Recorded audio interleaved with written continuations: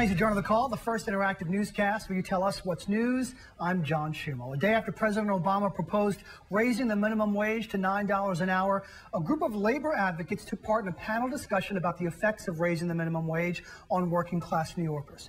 They say it would result in higher pay for more than 1 million workers in this state, and indexing the minimum wage to inflation, something else Obama proposed, would boost consumer spending and create thousands of new jobs. But critics worry about its effect on small businesses and some costs being passed on to consumers. What do you say tonight? Do you agree with the president's proposal? What is a livable wage in New York City these days? Call 866-NY1-TALK to join the conversation. That's 691-8255. You can also email the call at ny1.com.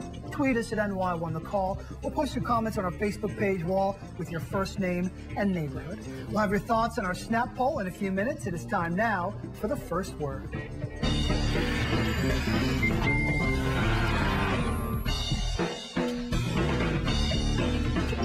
Joining us by phone tonight is Camille Rivera, Executive Director of United NY, co-authored today's report on low-wage workers in the city. Camille, before we get to the findings of the report, let's just first talk about the need for something to be done. What sort of decisions are many New Yorkers faced with because of a lack of money? You have the first word. Thank you for having me. You know, I think that the basic decisions is pretty critical, and I think New Yorkers who are at the wages that they're at, especially low-wage workers, are at a crisis right now. They are facing, you know, making choices between, you know, putting food on the tables for their families, buying clothes to send their kids to school with, basic transportation, sending their getting to their work, getting to their jobs. They're actually making hard choices every single day, and it's affecting not only the economy, but their basic way of life. We have, you know, workers all across the city who, you know, don't take basic transportation because they have to choose between basic transportation to take the bus and, you know, putting food on their table or paying their rent. These are the hard choices that New Yorkers nowadays are facing. What are the key findings from your report specific to raising the minimum wage? I mean, it basically said, you know, with the unemployment rate, you know, that basically as the economy has been growing for many others, that people's wages have been stagnant over the last, you know, several years. And that the percentage of New Yorkers who are poor basically rose from 18% to a staggering 21%, you know, that they and are twice as likely to be homeless in the city. And it's, you know, most striking of all is how, you know, according to kind of what's happening in New York City and how we're trying to kind of get out of the recession, the Manhattan's inequality is higher than all but any other country in the nation, and that's basically equivalent to that of South America and of Bolivia, which is in South America.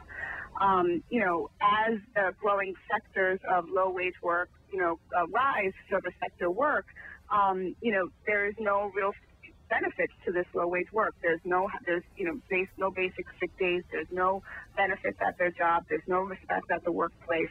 And we're going back to the days where service workers, you know, are fighting against poor working conditions and poverty-level wages. You mentioned paid sick days. So the report comes out today. There was also a conference today. People are discussing ways to ease the financial burden on low-income and middle New Yorkers. So you just mentioned paid sick days. Besides raising the minimum wage, are there other things that could be done? There's a number of different ways. Obviously, you talked about raising the minimum wage. Raising the minimum wage is obviously one of the most important key pieces, right? You know, while, you know, the rich are getting richer, the poor are getting poorer. Wages have stayed stagnant over the last 10 years. They haven't gone up. We really need to basically raise those wages, not just to $8.25. And, you know, while the president has said, you know, yesterday in his speech that he wants to raise it to $9 in New York because of the rate of inflation, because of the cost of living, that's just not enough, right? We need a livable wage where people can, you know, survive and take care of their families, you know, not only support themselves, but help the economy. And that's actually not happening. We're basically talking about the opportunity for the city to be able to regulate its own rate, you know, in New York City because the high cost of living next to the rest of the state. For this to happen, you need to have the support of your local politicians. Is the current crop looking out for the regular New Yorker? I mean, I don't know. I mean, I think that, we had an event today to talk about, we had a symposium and a conference today to talk about these policy issues, these basic policy issues that could help, lift people out of poverty and really do something for workers and for all of New York City. I think that we had candidates such as, Bill de Blasio, who's a public advocate. We had Bill Thompson, another male candidate, Scott Stringer, who is the Manhattan Borough president.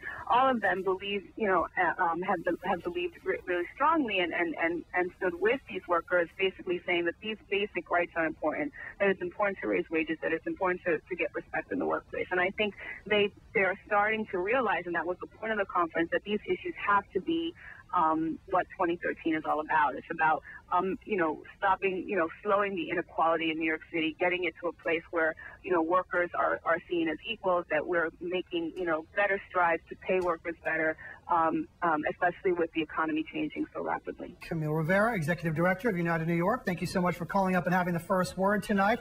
If you would like to have the first word one night, email the call at NY1.com. Put first word in the subject line. Tell us what topics you'd like to talk about, and we'll try to arrange an interview